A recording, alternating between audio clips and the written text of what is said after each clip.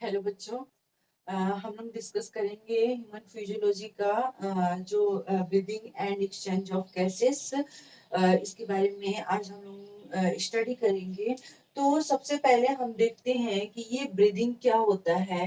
तो हमारे सेल को, हमारे बॉडी में जितने भी सेल हैं, सेल को लिविंग लाइफ रहने के लिए एनर्जी की रिक्वायरमेंट होती है।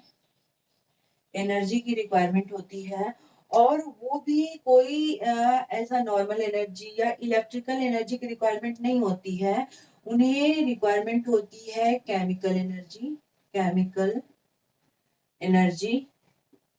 सेल इस केमिकल एनर्जी का क्या यूज करते हैं? सेल के अंदर ग्लूकोज प्रेजेंट होता है, और उनमें से गैस लेकर के ऑक्सीजन के हेल्प से ग्लूकोज को ब्रेक डाउन करके ATP plus water plus carbon dioxide निकालते हैं, और हमारा एटीपी बनता है। मीन्स एटीपी का मतलब ये होता है, full form of ATP is adenosine triphosphate.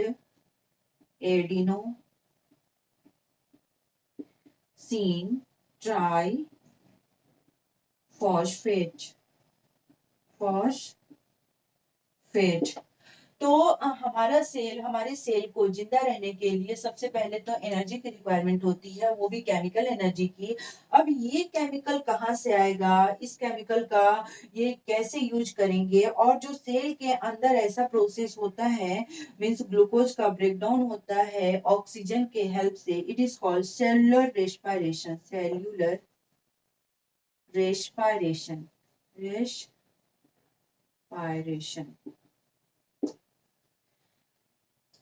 अब हम रेस्पिरेशन का स्टेप पढ़ते हैं कि कौन कौन सा रेस्पिरेशन का स्टेप होगा, कैसे कैसे रेस्पिरेशन होता है हमारे बॉडी में।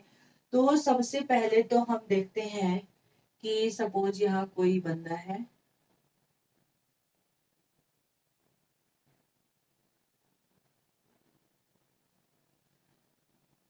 क्या होता है कि यहाँ से एक पाइप आ रहा है, इसे हम कहते हैं nostril. Nostril. And this is called nasal cavity. Nasal cavity. और ये पाइप थोड़ा सा आगे जाकर के, इन्हें हम कहते हैं फेरिंक्स। और माउथ से भी एक पाइप जा रहा होता है, इसे हम कहते हैं क्या? इन्हें हम कहते हैं buccal cavity. Buccal cavity. And दोनों पाइप जाकर के आपस में मिलते हैं, और अगेन अपने अपने डायरेक्शन में अलग हो जाते हैं। ये पाइप अगेन दो पार्ट में डिस्ट्रीब्यूट होता है, इन्हें हम कहते हैं wind pipe. Wind pipe. And इसे हम कहते हैं फूड पाइप। Food pipe. और माउथ के पास, यहाँ पे जैसे ही ये दोनों एक दूसरे से मिलेंगे, यहाँ एक छोटा सा टंग हमारा प्रेजेंट होता है, इन्हें हम कहते हैं वुला। जैसे ही हम खाना वगैरह खाते हैं तो ये टंग हमारा ऊपर की तरफ जा करके उसे क्लोज कर लेता है, उन्हें हम कहते हैं वुला। अब विंड पाइप में आगे अगर हम देखें तो विंड पाइप बहुत सारे पार्ट में डिस्ट्रीब्यूट हुआ है, ऐसे बहुत सारे पार्ट में डिस्ट्रीब्यूट हुआ है।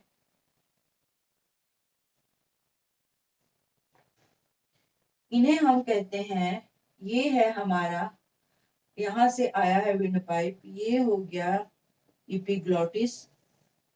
Epiglottis. This is called glottis. Glottis. और इस पाइप को हम ट्रैकिया कहते हैं। ट्रैकिया। ट्रैकिया से अगर हम नीचे आएंगे, इधर के साइड में आते हैं, this is called primary bronchi. Primary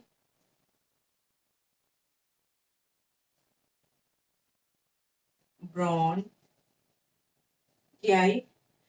and ये पाइप अगेन यहाँ आकर के डिस्ट्रीब्यूट होता है, this is called secondary bronchi, secondary bronchi, tertiary bronchi, tertiary bronchi, initial bronchi, initial bronchi, again terminal bronchi, terminal bronchi, bronchi और terminal ब्रोंकियाई पे एक flower like structure बना होता है, this is called alveoli, alveoli. तो हमने क्या क्या देखा, हमारा रेस्पिरेटरी सिस्टम, रेस्पिरेटरी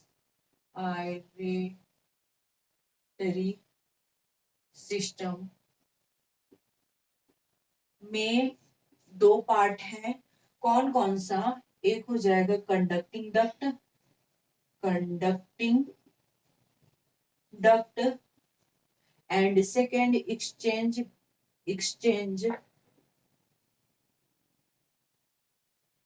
गैसेस, किसके थ्रू एक्सचेंज होंगे गैसेस।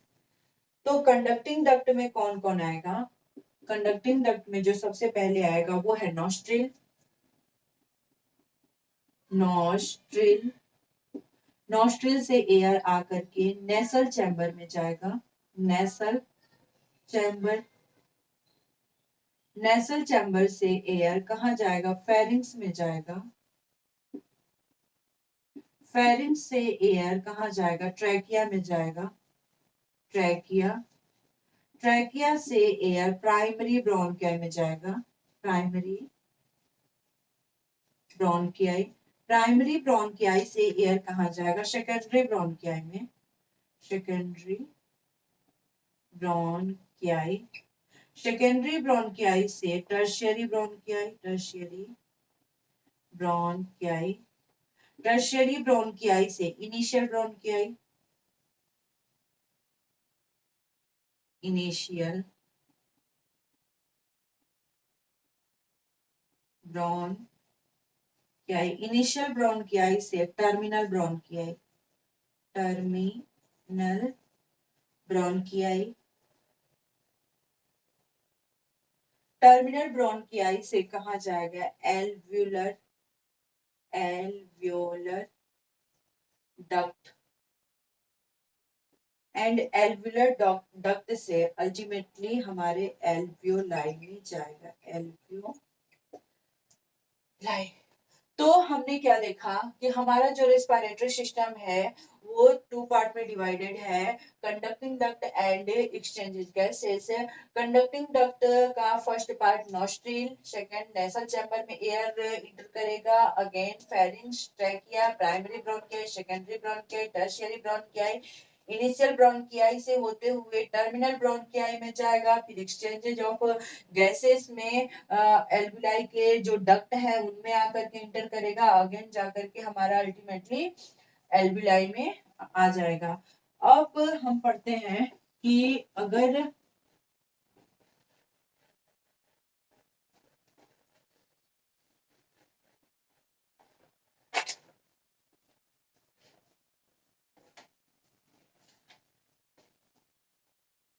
हम क्या देखते हैं कि अब एल्विलाई के बारे में थोड़ा सा पढ़ें, एल्वियोलाई,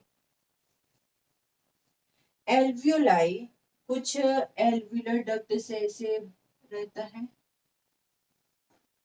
और यहाँ पे हमारे कुछ हर्ट हैं, ऐसे हर्ट प्रेजेंट होते हैं और यहाँ से कैपिलरी गया हुआ है, कैपिलरी, और फिर अगेन यहाँ ब्लड वेसल पड़े हुए हैं, ब्लड वेसल्स, और यहाँ पे पड़ा हुआ है सेल, शेल। तो हम क्या देखें कि हमारे नॉस्ट्रिल से, नॉस्ट्रिल, नॉस्ट्रिल से आते आते आते आते अगेन हमारे एल्विलाई में गैसेस प्रेजेंट इंटर किए हैं, आकर के फिर यहाँ से आते हुए, यहाँ आते हुए यहाँ से जाता है इसमें और इससे जाता है अगेन इसमें। तो ऑक्सीजन आया है बाहर से, ऑक्सीजन यहाँ आ रहा है, ऑक्सीजन इनमें आया, ऑक्सीजन यहाँ आया, ऑक्सीजन इस ब्लड वेसल्स में आया, ब्लड वेसल, और ये है कैपिलरी, कैपिलरी, ये हो गया एल्वियोलाई, एल्वियोलाई, एंड ये हो गया सेल। तो ऑक्सीजन यहाँ से यहाँ गया और इधर से क्या लिया गया, कार्बन डाइऑक्साइड, फिर यहाँ से डीऑक्सीजनेटेड ब्लड होकर के बाहर निकला। इधर वाले पार्ट में डीऑक्सीजनेटेड ब्लड है, deoxygenated blood, and here oxygenated blood, oxygenated blood. अब हम देखते हैं कि हमारा जो रेस्पिरेशन है, रेस्पिरेशन, टू टाइप का रेस्पिरेशन है। टू टाइप में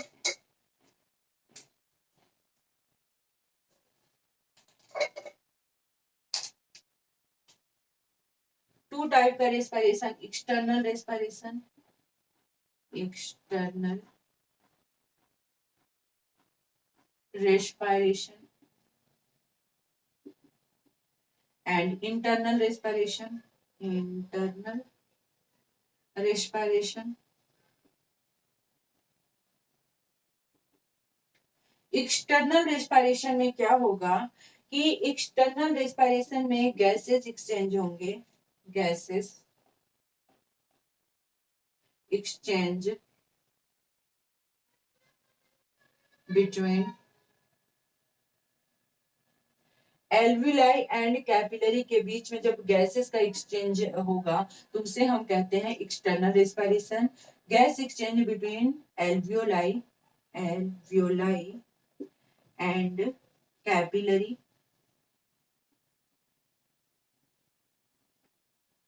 and here gases exchange, gases exchange, exchange, nostril से एयर अंदर आ रहा है और नोस्ट्रिल के थ्रू बाहर जा रहा है। This process is called breathing, breathing. Breathing में क्या है, ब्रीदिंग में या तो हम इनहेल कर रहे हैं या तो इनहेलेशन हो रहा है, inhalation and exhalation, exhalation. Breathing में या तो हम सांस को अंदर ले रहे हैं, एयर को अंदर कर रहे हैं, या इन्हें पास आउट कर रहे हैं। तो हमारा ब्रीदिंग टू टाइप का होगा, इनहेलेशन एंड एक्सहेलेशन। या तो हम अंदर करेंगे या उन्हें वापस बाहर करेंगे। और इनमें हम देख रहे हैं कि अंदर जब एयर आ रहा है तो गैसेस के बीच में, एल्विलाई और कैपिलरी के बीच में गैस का एक्सचेंज हो रहा है। और तो इस अगर बाहर बाहर से गैस का एक्सचेंज हो रहा है, इसे हम कहेंगे एक्सटर्नल रेस्पिरेशन। एंड जब ब्लड वेसल और सेल के बीच में गैस का एक्सचेंज हो रहा है, इसे हम इंटरनल रेस्पिरेशन कहते हैं। और इसके अंदर आकर के ग्लूकोज के साथ मिल करके ATP, ATP plus water plus carbon dioxide बनाते हैं। This process is called, process called cellular respiration, cellular respiration, respiration. अब हम ब्रीदिंग का मैकेनिज्म पढ़ेंगे, mechanism of breathing.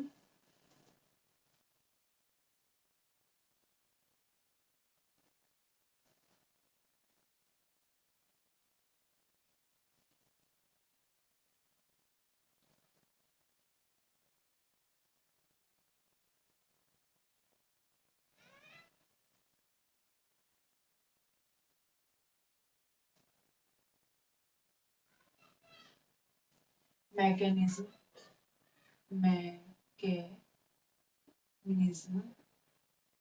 Of breathing.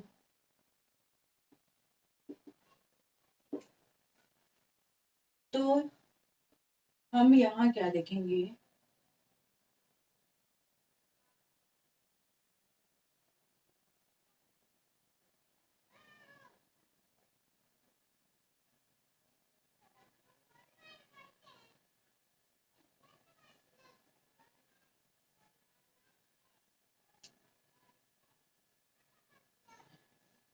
ये वाला चैम्बर हमारा थोरेसिक चैम्बर कहलाता है। थोरेसिक चैम्बर, जहाँ पे लंग्स प्रेजेंट होते हैं। यहाँ से आया है एक पाइप यहाँ से आया है, यहाँ आकर के एक इधर गया है, और ये 2 पार्ट में डिवाइड हुआ है। और इन पे एक बैलून लाइक स्ट्रक्चर होता है, इसे हम लंग्स कहते हैं, लंग्स। और यहाँ से जो पाइप आया है इसे हम ट्रैकिया कहेंगे। अब हम अगर हम थोरेसिक चैम्बर को कट करते हैं, cut the thoracic chamber, thoracic chamber in transverse section. हम थोरेसिक चैम्बर को ट्रांसवर्स सेक्शन में ऐसे कट लगाएंगे, कट करेंगे, और कट करके देखेंगे अंदर क्या प्रेजेंट है। इन ट्रांसवर्स सेक्शन अंदर हम देखते हैं तो अंदर हमें कुछ ऐसा दिखाई देता है, इस लाइक स्ट्रक्चर। और यहाँ पे पड़ा हुआ है हमारा लंग्स। फिर आउटर पार्ट से यहाँ कवरिंग बनाया गया है इस लंग्स को प्रोटेक्ट करने के लिए। और लंग्स के इधर बीच में पड़ा हुआ है हमारा हार्ट, लंग्स के बीच में पड़ा हुआ है। अगर इस प्रोटेक्टिव कवरिंग को हम कहते हैं parietal pleura, parietal pleura. And इनके बीच में भी प्रोटेक्टिव कवरिंग है, यहाँ से भी प्रोटेक्टिव कवरिंग का लेयर है।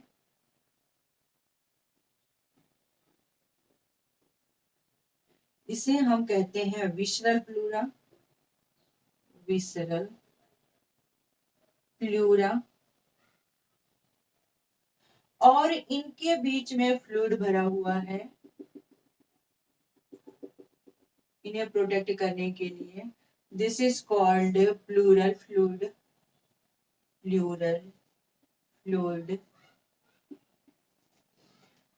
और हमारे पीछे साइड में डोर्सल पार्ट में एक रॉड लाइक स्ट्रक्चर निकला हुआ है, और एक वेंट्रल साइड में रॉड लाइक स्ट्रक्चर निकला हुआ है,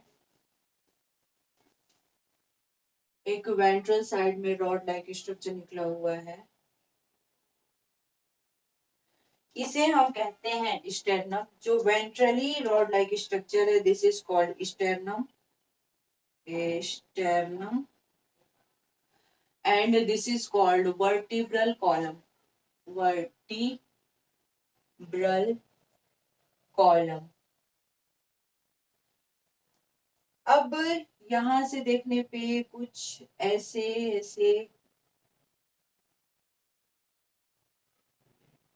स्ट्रक्चर देखने को मिलेंगे, और ऐसे ही पीछे के साइड से भी।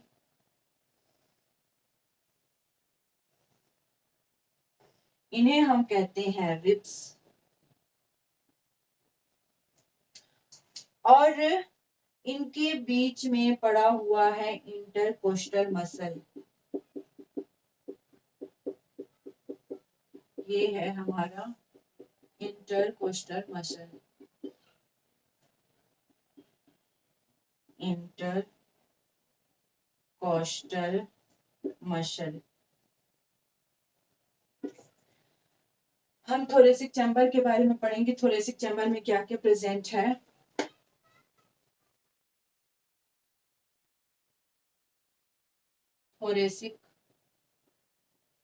Thoracic chamber. चैम्बर में सबसे पहले तो पीछे के साइड में डॉर्शली वर्टिब्रल कॉलम है, वर्टिब्रल कॉलम प्रेजेंट है। एंड आगे के साइड में वेंट्रली स्टर्नम प्रेजेंट है, स्टर्नम। अगेन हमारे लेटरल में कौन प्रेजेंट है, laterally ribs and intercostal muscle,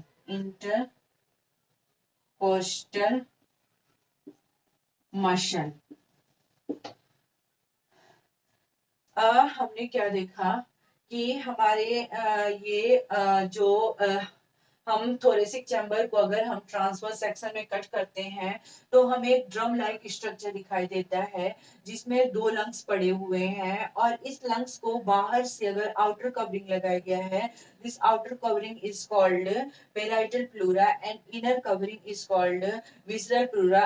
parietal covering and inner covering के बीच में एक फ्लूइड है, उसे हम प्लूरल फ्लूइड कहते हैं।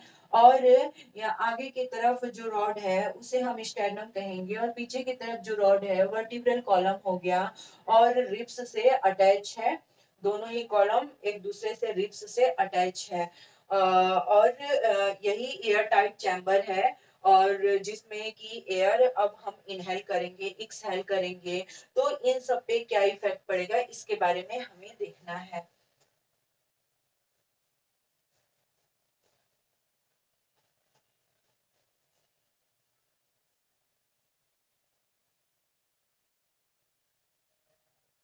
तो हमारा हम ब्रीदिंग करते हैं, ब्रीदिंग में 2 टाइप होता है, एक होता है inhalation and second exhalation. Inhalation में जो प्रेशर होता है निगेटिव प्रेशर होगा, अंदर का प्रेशर निगेटिव किया जाएगा, निगेटिव प्रेशर। एंड इसमें अंदर का प्रेशर पूरा भरा हुआ है, मींस पॉजिटिव प्रेशर है, पॉजिटिव प्रेशर है। और इनमें जो एनर्जी यूज होगा वो एक्टिव प्रोसेस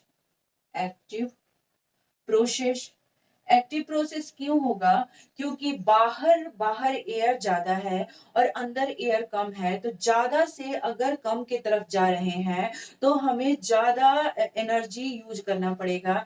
जैसे कि बाहर स्टूडेंट बहुत ज्यादा है और नीट में सीट बहुत कम है, तो हमें कम वाले जगह पे जाकर के फाइट करनी है तो एनर्जी यूज होगी। सो यहाँ हम क्या कहेंगे कि ये एक्टिव प्रोसेस है। अगर हम ले रहे हैं अंदर इंस्पायर कर रहे हैं, हमारा सांस अंदर जा रहा है, तब उस टाइम में क्या होगा कि ये हमारा वॉल्यूम इंक्रीज हो जाएगा, वॉल्यूम इंक्रीज होगा। अगर सांस बाहर निकाल देंगे तो वॉल्यूम तो डिक्रीज हो जाएगा। और इसमें कौन सा प्रोसेस यूज होगा, तो पैसिव प्रोसेस। पैसिव प्रोसेस क्यों, क्योंकि ज्यादा है, अंदर अंदर भरा हुआ है और अंदर से अगर बाहर की तरफ जा रहा है, कम से ज्यादा की तरफ जा रहा है। यहाँ क्या हो रहा था, हाई टू लो जा रहा था, कम से कम के जगह पे जा रहा था, तो ज्यादा एनर्जी यूज करना होगा। अब लो से हाई की तरफ जाना होगा, कम लोग है ज्यादा सामान है, मीन्स उसमें कोई प्रेशर नहीं यूज होगा। सो ये पैसिव प्रोसेस है। और इनमें वॉल्यूम हमारा बाहर अगर निकाल देंगे तो वॉल्यूम डिक्रीज हो जाता है, वॉल्यूम डिक्रीज। थोरेसिक चैम्बर की बात करें, इनमें थोरेसिक चैम्बर क्या होगा, थोरेसिक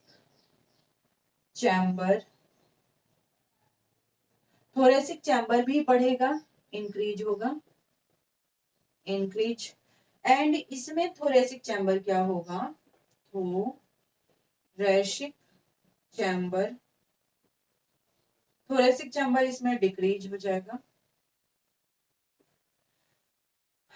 अब हम देख रहे हैं कि रिब्स एंड इंटरकोस्टल मसल हमारे क्या होंगे, और डायफ्राम, जो लंग्स प्रेजेंट था वो लंग्स हमारे डायफ्राम पे बैठे हुए थे, प्रेजेंट थे।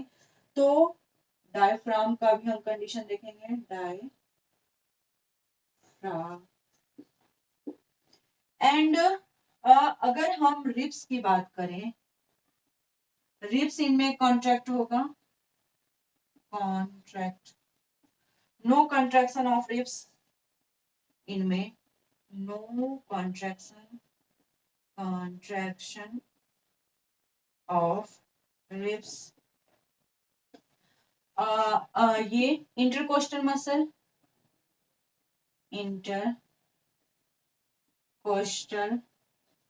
मसल, मसल भी क्या होंगे, बढ़ेंगे, इंक्रीज होगा, मीन्स कॉन्ट्रैक्ट होगा, कॉन्ट्रैक्शन होगा उनमें भी। एंड इनमें no contraction, no contraction, intercostal muscle, intercostal muscle. And diaphragm की बात करें, डायफ्राम भी इनमें ये कॉन्स्ट्रक्शन होगा, डायफ्राम का भी, वो भी बढ़ेगा, डायफ्राम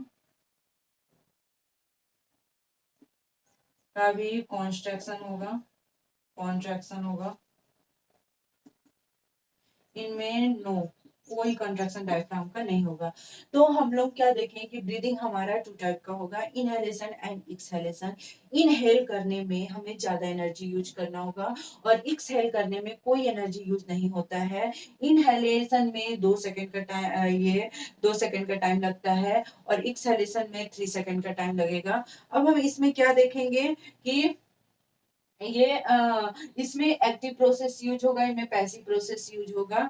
और इनहेलेशन में इनमें वॉल्यूम इंक्रीज हो जाएगा, बढ़ जाएगा इसका साइज, और इनमें वॉल्यूम डिक्रीज हो जाएगा। और इनमें कैसे हाई, वहां से एयर का अमाउंट जहाँ बहुत ज्यादा है, ज्यादा से कम की तरफ जा रहे हैं, इसलिए कम एनर्जी यूज होगा, कम ज्यादा एनर्जी यूज होगा। अगर लो सामान, अगर बहुत कम लोग है, ज्यादा सामान है, तो वहां पे कोई प्रेशर यूज नहीं होगा, इनमें सब चीज कंट्रैक्ट करेगा, इनमें कोई भी कंट्रैक्शन किसी में भी नहीं होगा। अब हम पढ़ते हैं कि जो हमारा लंग्स है, पल्मोनरी लंग्स, इनमें कितना अमाउंट में इनहेल कर पाते हैं, एक्सहेल कर पाते हैं, उसके बारे में।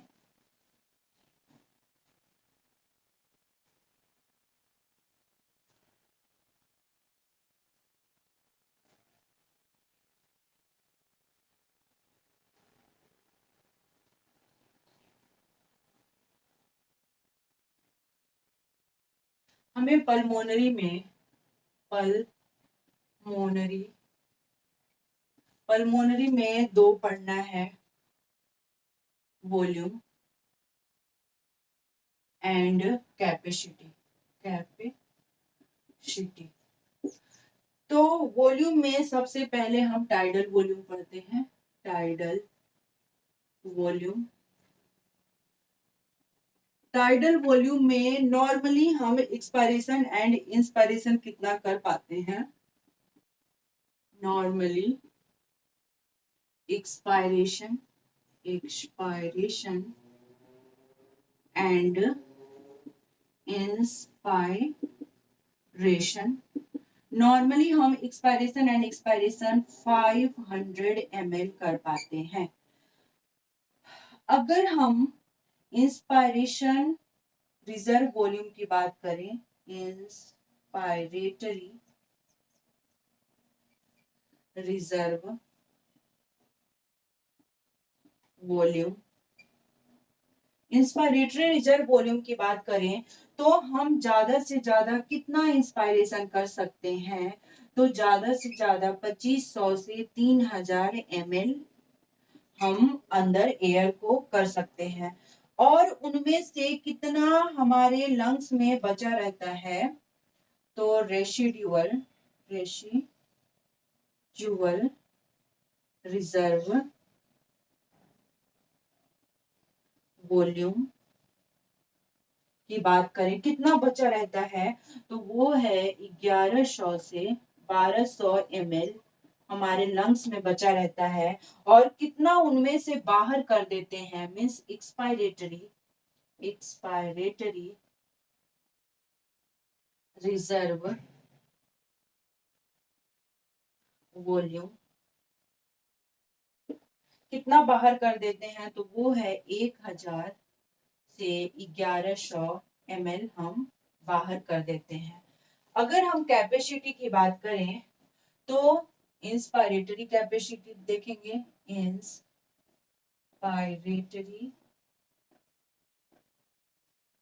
Capacity capacity expiratory capacity expiratory capacity and fraction functional residual capacity functional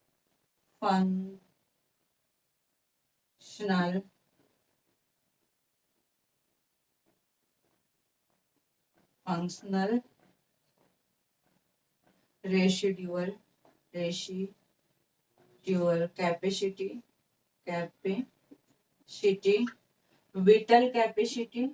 whittle capacity and total lungs में कितना कैपेसिटी है वो देखेंगे। तो इंस्पायर करने की कैपेसिटी कितनी है, तो सबसे पहले जो टाइडल वॉल्यूम होगा वो लिखेंगे plus inspiratory reserve volume.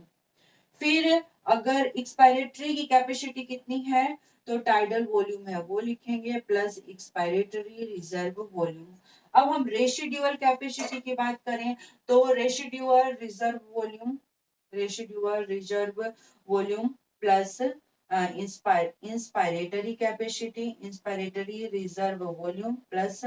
Expiratory reserve volume.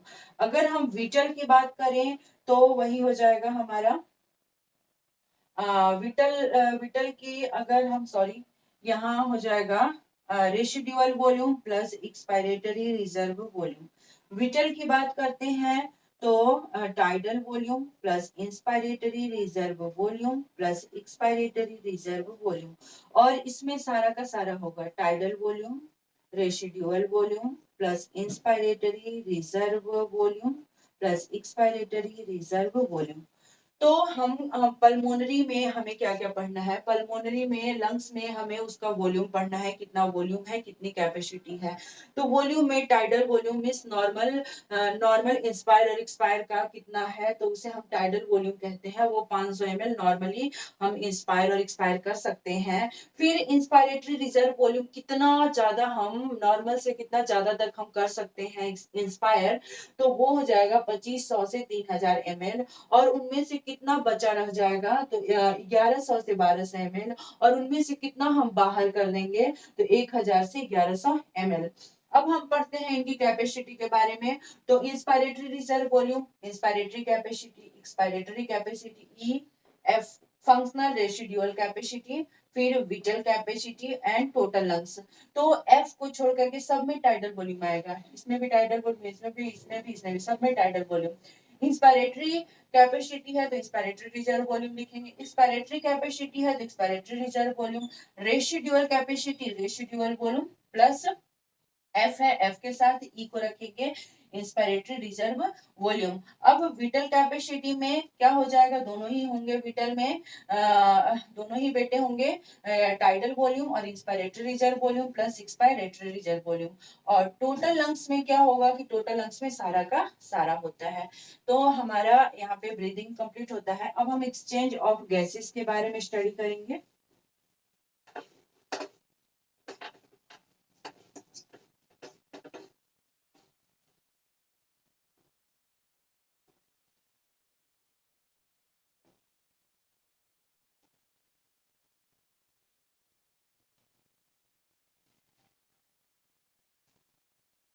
exchange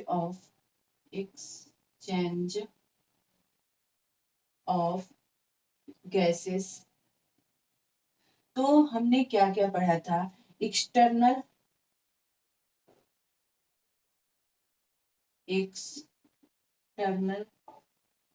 respiration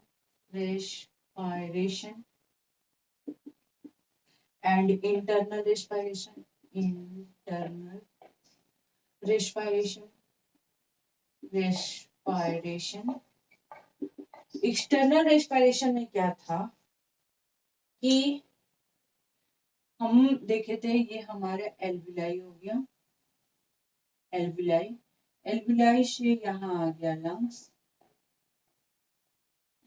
heart, ये कैपिलरी हो गया, और यहाँ से हमारा आ गया ब्लड वेसल, और यहाँ पड़ा हुआ है सेल। तो ऑक्सीजन अंदर आया, ऑक्सीजन हमारा अंदर आ रहा है, ऑक्सीजन अंदर आया तो मैक्सिमम कितना ऑक्सीजन अंदर आया, और ऑक्सीजन के साथ कार्बन डाइऑक्साइड भी आएगा, वो मिनिमम पार्शियल प्रेशर में आएगा। तो मैक्सिमम जो हम देखते हैं यहाँ पे एल्विलाई में ऑक्सीजन इंटर कर रहा है वो है 104 mmHg, एंड मिनिमम कितना इसमें इंटर करेगा कार्बन डाइऑक्साइड? 40 mmHg। एयर को mmHg से हम मेजर करते हैं। अब यहाँ पे ऑक्सीजनेटेड ब्लड आ रहे हैं, तो कुछ ऑक्सीजन तो इधर यूज हो गया, कुछ ऑक्सीजन और मैक्सिमम ऑक्सीजन बचा हुआ है वो एल्विलाई में आ रहा है। तो एल्विलाई में मैक्सिमम ऑक्सीजन का पार्शियल मैक्सिमम ऑक्सीजन कितना होगा? तो वो है 95 mmHg। एंड कार्बन डाइऑक्साइड कितना है? कार्बन डाइऑक्साइड मिनिमम होगा, मिनिमम, तो वो कितना है? 40 mmHg। अब हम देखते हैं कि यहाँ भी उतना ही है, 95 mmHg क्या ऑक्सीजन, एंड कार्बन डाइऑक्साइड कितना है? 40 mmHg। अब ये अंदर की तरफ आते हैं और अंदर से यहाँ पे ऑक्सीजन यहाँ दिया जाता है, सेल को दिया जाता है, और सेल ग्लूकोज के साथ मिल करके बाहर कार्बन डाइऑक्साइड निकालता है। अब यहाँ से डीऑक्सीजनेटेड ब्लड जाएगा, तो इधर से डीऑक्सीजनेटेड ब्लड जा रहा है, तो मींस मैक्सिमम कार्बन डाइऑक्साइड लेकर के जाएगा। डीऑक्सीजनेटेड ब्लड में मैक्सिमम कार्बन डाइऑक्साइड 45 mmHg होता है, और मिनिमम कार्बन डाइऑक्साइड तो जाएगा ही इसके साथ, मिनिमम CO2 कार्बन डाइऑक्साइड जाएगा। तो मिनिमम जो कार्बन डाइऑक्साइड जाता है वो 40 mmHg होता है। यहाँ भी वही हो जाएगा, maximum carbon dioxide, maximum CO2 कितना है? 45 mmHg, एंड O2 कितना हो जाएगा? 40 mmHg। अगेन यहाँ से होकर के ये बाहर निकल जाएंगे, यहाँ भी एल्विलाई में वही मिनिमम और मैक्सिमम होगा। तो हम लोग लिख सकते हैं एल्वियोलाई O2 का एंड कार्बन डाइऑक्साइड का। तो एल्वियोलाई में कितना होगा? एल्वियोलाई में O2 कितना है? 104 mmHg, एंड ये कितना है? 40 mmHg। और हम ऑक्सीजनेटेड ब्लड में देखते हैं, इधर का साइड ऑक्सीजनेटेड ब्लड है, ऑक्सीजनेटेड ब्लड में कितना जाएगा?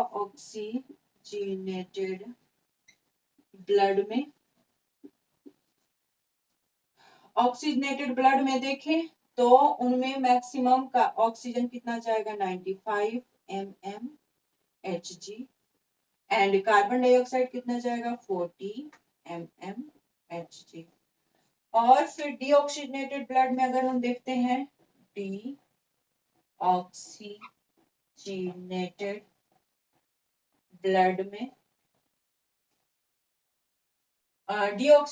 ब्लड में अगर हम O2 का देखें तो वो हो जाएगा 40 mmHg एंड 45 mmHg। तो हमारा गैस का एक्सचेंज ऐसे होता है कि इतना परसेंट इतना mmHg आता है, ऐसे ऐसे करके यहाँ पे आ रहा है। अब उसके बाद हम क्या देखते हैं कि इनमें गैस का ट्रांसपोर्ट कैसे हो रहा है, transport of oxygen and transportation of carbon dioxide.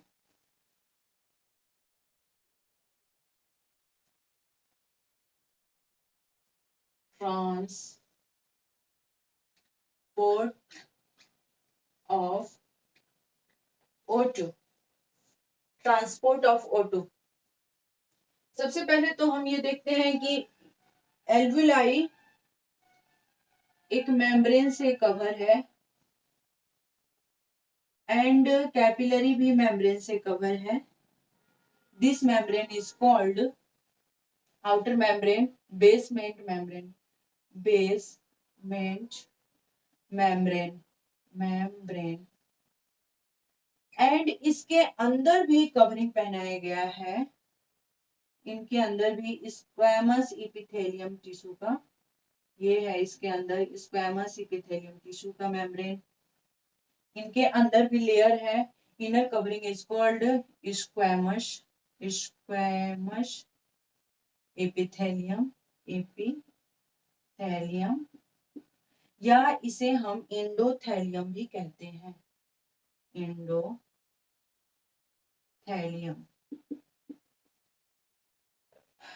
अब हम देखेंगे कि इनमें कैसे ट्रांसपोर्ट ऑफ गैसेस, गैस का ट्रांसपोर्ट कैसे होगा। गैसेस, गैसेस में कौन कौन सा आएगा, O2 एंड कार्बन डाइऑक्साइड। तो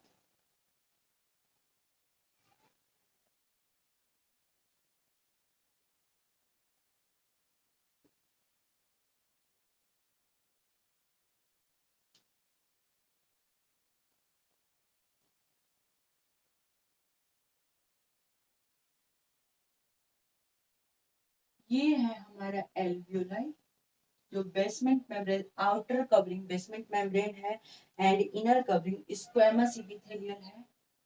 ये है हार्ट और यहाँ पे आया है कैपिलरी।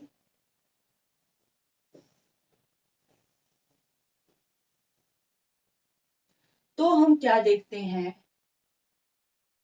अंदर आता है ऑक्सीजन, ऑक्सीजन यहाँ अंदर आ रहा है। ये जो कैपिलरी है, कैपिलरी, ये ऑक्सीजन को रिसीव करेगा और ऑक्सीजन रिसीव होता है इस कैपिलरी में। तो 100% ऑक्सीजन में से, ऑक्सीजन का 100% में से 3% ये प्लाज्मा को दे देता है, प्लाज्मा को, एंड 97% आरबीसी को देता है। ठीक है, आरबीसी यहाँ से 90% लेकर के 97% आरबीसी लेकर के ऑक्सीजन को आ रहा है, यहाँ पे ऑक्सीजन को आया। अब इनके बीच में देखा जा रहा है, इनके बीच में यहाँ पे रेड ब्लड सेल वेसल्स है और यहाँ पे पड़ा हुआ है सेल। ऑक्सीजन यहाँ पे आ रहा है, ऑक्सीजन एल्वुलाई में आया और ऑक्सीजन को इसमें बैठे हुए हैं हीमोग्लोबिन। तो एक आरबीसी में, एक आरबीसी में हीमोग्लोबिन, हीमोग्लोबिन, हीमोग्लोबिन, हीमोग्लोबिन, और ये हीमोग्लोबिन अपनी अपनी वाइफ को यानी कि O2 को ऐसे ऐसे पकड़े होते हैं चारों तरफ से। इनमें बाहर से प्रोटीन का फाइबर लगा होता है और ये चारों के चारों पकड़े होते हैं ऑक्सीजन को, ये चारों के चारों ऑक्सीजन को पकड़े हुए हैं। जैसे ही यहाँ पे पहुंचते हैं वैसे ही यहाँ से क्या निकलता है, यहाँ से निकलता है कार्बन डाइऑक्साइड, और कार्बन डाइऑक्साइड इधर की तरफ जाता है। यानी कि यहाँ से कितना आया, यहाँ से 100% अगर कार्बन डाइऑक्साइड आ रहा है तो कार्बन डाइऑक्साइड 7% प्लाज्मा को दे देता है प्लाज्मा को एंड 93% एचबी को देगा, आरबीसी को देगा, रेड ब्लड सेल को 93% आरबीसी को देता है।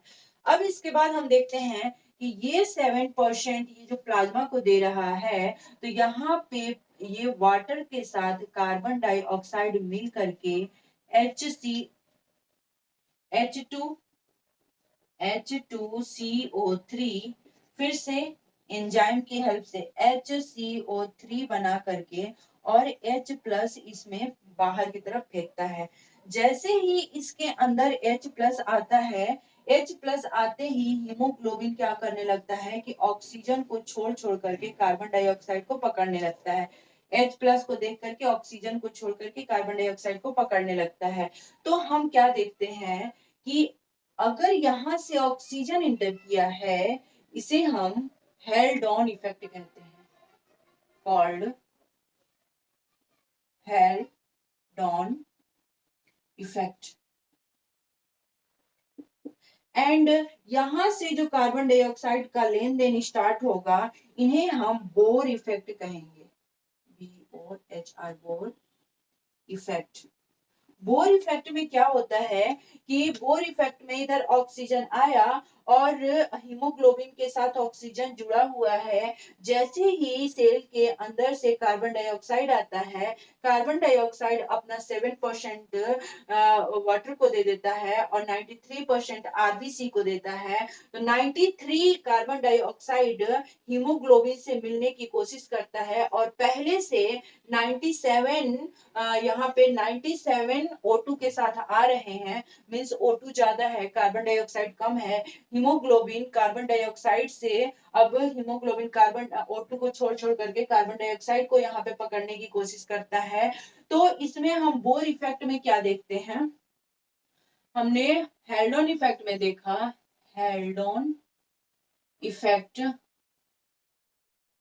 इफेक्ट में हम क्या देखे थे कि वहां कार्बन डाइऑक्साइड ज्यादा था और ऑक्सीजन ज्यादा था, कार्बन डाइऑक्साइड कम था, इसलिए उसका टेम्परेचर भी कम था, एसिडिटी भी कम थी, बेसिक भी कम था, और H प्लस भी कम था। बट बोर इफेक्ट में क्या देखें, बोर इफेक्ट में यहाँ क्या देखें कि ऑक्सीजन होने लगा कम, क्योंकि हीमोग्लोबिन किसको पकड़ने लगा, कार्बन डाइऑक्साइड को पकड़ने लगा। अगर ऑक्सीजन कम हो रहा है तो ये सारे के सारे बढ़ेंगे, कार्बन डाइऑक्साइड इंक्रीज होगा, H प्लस आयन इंक्रीज होगा, टेम्परेचर इंक्रीज होगा, एसिडिटी इंक्रीज होगा, बेसिक भी इनका इंक्रीज होगा। तो ट्रांसपोर्ट ऑफ गैसेस हम लोग देख लिए हैं कि ऑक्सीजन का ट्रांसपोर्ट कैसे हुआ, कार्बन डाइऑक्साइड का ट्रांसपोर्ट कैसे हुआ। जब ऑक्सीजन का ट्रांसपोर्ट हो रहा था, यहाँ से ऑक्सीजन आ रहा था, कब, प्राइमरी ये कहाँ कहाँ हो रहा था, तो एक्सटर्नल रेस्पिरेशन में हो रहा था। और इंटरनल रेस्पिरेशन में क्या हुआ कि कार्बन डाइऑक्साइड का लेन देन हुआ, जबकि एक्सटर्नल रेस्पिरेशन में क्या हुआ कि ऑक्सीजन का लेन देन हुआ। एक्सटर्नल रेस्पिरेशन में हमारा हेल्डॉन इफेक्ट होगा और इंटरनल रेस्पिरेशन में हमारा बोर इफेक्ट होगा। एक्सटर्नल रेस्पिरेशन में हम क्या देखें, हेल्डॉन इफेक्ट में यहाँ पे ऑक्सीजन आया, इसमें कितना ऑक्सीजन था, 104 mmHg था, जबकि कार्बन डाइऑक्साइड कितना था, 40 mmHg था। तो यहाँ पे कार्बन डाइऑक्साइड बहुत कम, ऑक्सीजन बहुत ज्यादा, इसलिए इधर का टेम्परेचर भी कम, एसिडिटी भी कम, बेसिक भी कम, H प्लस नेचर भी कम, ये सारे के सारे कम हैं। बट हम बोर इफेक्ट में आते हैं, यानी कि इंटरनल रेस्पिरेशन में आते हैं। तो यहाँ पे जो गैस का एक्सचेंज हो रहा है, यहाँ कौन सी गैस का एक्सचेंज होगा, तो कार्बन डाइऑक्साइड गैस का एक्सचेंज होगा। अब कार्बन डाइऑक्साइड गैस का जब एक्सचेंज होता है, तो जैसे ही इधर से कार्बन डाइऑक्साइड जाता है, तो कार्बन डाइऑक्साइड ऑक्सीजन के ऑक्सीजन की तुलना में कार्बन डाइऑक्साइड अपना ज्यादा अमाउंट वाटर को देता है और उसके बाद आरबीसी को देता है, और 100 में से 7% वाटर को दे देता है और 93% आरबीसी को देता है। ये वाटर के साथ कार्बन डाइऑक्साइड मिल करके एंजाइम की हेल्प से, कार्बोनेज एंजाइम की हेल्प से कार्बोनिक एसिड बनाता है और H प्लस रिलीज करता है। तो यहाँ पे जैसे ही ये H प्लस रिलीज हो रहा है, इसके अंदर ऑक्सीजन जल्दी जल्दी अपनी बीवियों को छोड़ते हैं और कार्बन डाइऑक्साइड जो उसकी गर्लफ्रेंड है, गर्लफ्रेंड को पकड़ते हैं। तो यहाँ हमने क्या देखा कि यहाँ कार्बन डाइऑक्साइड ज्यादा से ज्यादा हीमोग्लोबिन पकड़ रहा है और ऑक्सीजन ज्यादा से ज्यादा इसमें छोड़ा जा रहा है। इसलिए ऑक्सीजन अब थक हार करके उधर न जा करके कहाँ जाती है, सीधे सीधे इसमें आ जाती है किसी की हेल्प करने के लिए, और ग्लूकोज के साथ मिल करके एटीपी बनाती है और फिर वैसा प्रोसेस हमारा चलते रहता है।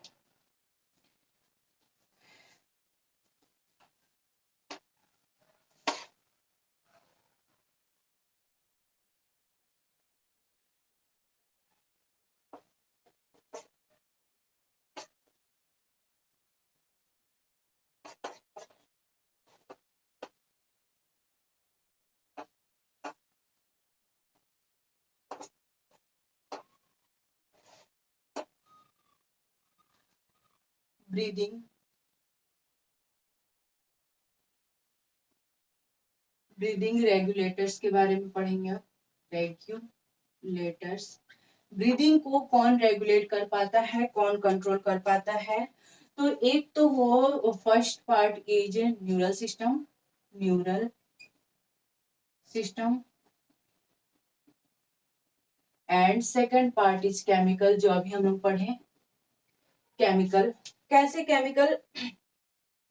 अगर अगर हमारे बॉडी में ऑक्सीजन का अमाउंट कम हो रहा है, मीन्स कार्बन डाइऑक्साइड बढ़ रहा है, H प्लस आयन इंक्रीज हो रहा है और HCO3 माइनस ये भी इंक्रीज हो रहा है।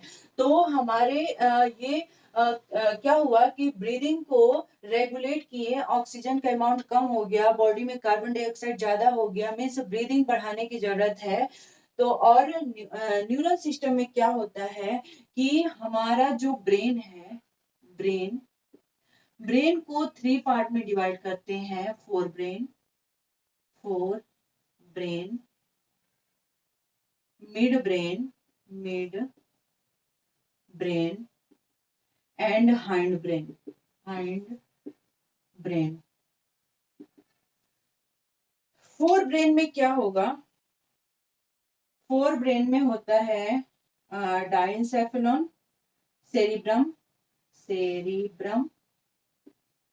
And diencephalon. और हिंड ब्रेन में बात करें तो हाइंड ब्रेन में हमारा होता है पोन्स एंड मेडुला ऑब्लिगेटा। जैसे कि हम देखते हैं, ये हमारा है ब्रेन, यहाँ पे डाइनसेफेलॉन है, ये सेरिब्रम का पार्ट है, इधर से आया ये मिड ब्रेन, फिर नीचे आया पोन्स, उसके नीचे आया ये मेडुला ऑब्लिगेटा और इधर आया cerebellum. This is called cerebrum,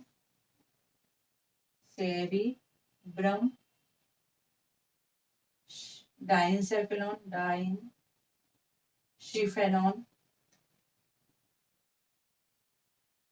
mid brain, pons, cerebellum, medulla.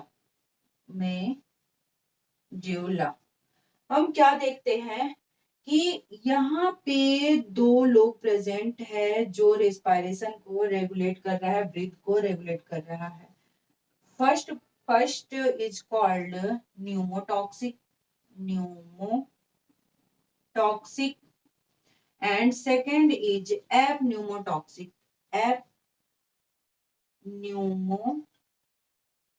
Apneumotoxic.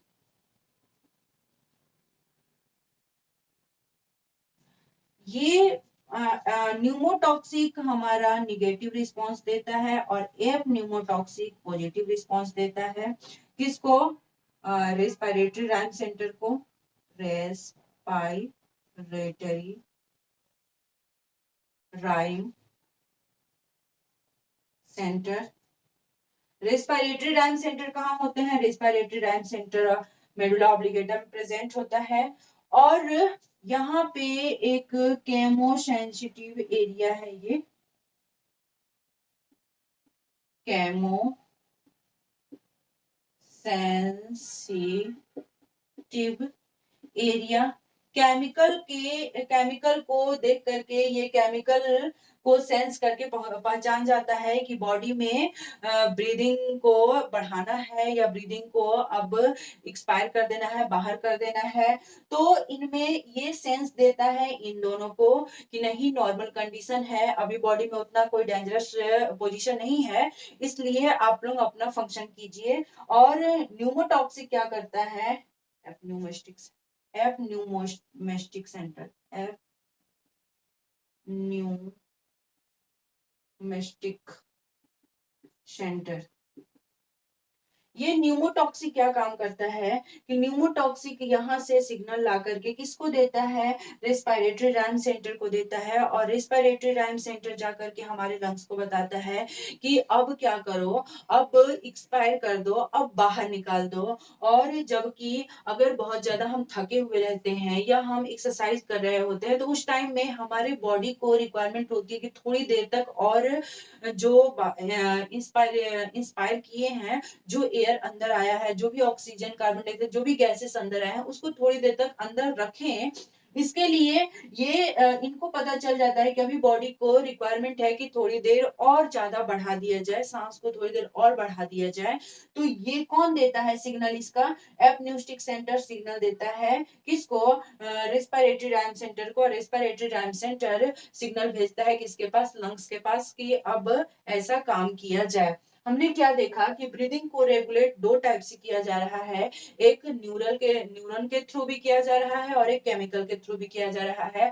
अगर हमारे ब्लड में कार्बन डाइऑक्साइड का अमाउंट बढ़ रहा है तो न्यूरल यहाँ पे हमारे ब्रेन में प्रेजेंट है केमो सेंसिटिव एरिया, वो इस केमिकल को पहचान जाते हैं, केमिकल को सेंस कर लेते हैं कि ब्लड में क्या हो रहा है, कि कार्बन डाइऑक्साइड के अमाउंट बढ़ रहा है। इसलिए आप क्या काम करो कि ज्यादा से ज्यादा इंस्पायर करो। तो ज्यादा से ज्यादा इंस्पायर करने का कौन सिग्नल दिया? ये केमो सेंसिटिव एरिया दिया। और फिर यहाँ से अब ये क्या काम करता है कि इंस्पायर जब हो जाता है तब ये बार बार कहता है कि अब बाहर निकालो, अब सांस को बाहर निकालो, अब सांस को बाहर निकालो। लेकिन इनको पता रहता है कि नहीं, थोड़ी देर और सांस को रोकना चाहिए। तो एपन्यूस्टिक सेंटर क्या काम करता है? एपन्यूस्टिक सेंटर क्या काम करता है कि थोड़ी देर और सांस को रोके रहने का सिग्नल किनके पास भेजता है? रेस्पिरेटरी रैम सेंटर के पास, जो मेडुला ऑब्लिगेटा में प्रेजेंट है। रेस्पिरेटरी रैम सेंटर ये सिग्नल लेकर के जाता है किसके पास? ये सिग्नल लेकर के हमारे लंग्स के पास जाता है कि नहीं, थोड़ी देर और रुक जाओ और उसके बाद जाकर के तुम बाहर करना, सांस को बाहर करना। तो हमारा यहाँ पे ब्रीदिंग नियर अबाउट हुआ कंप्लीट। और जो रेस्पिरेटरी डिसऑर्डर है उसके बारे में कल हम लोग स्टडी करेंगे।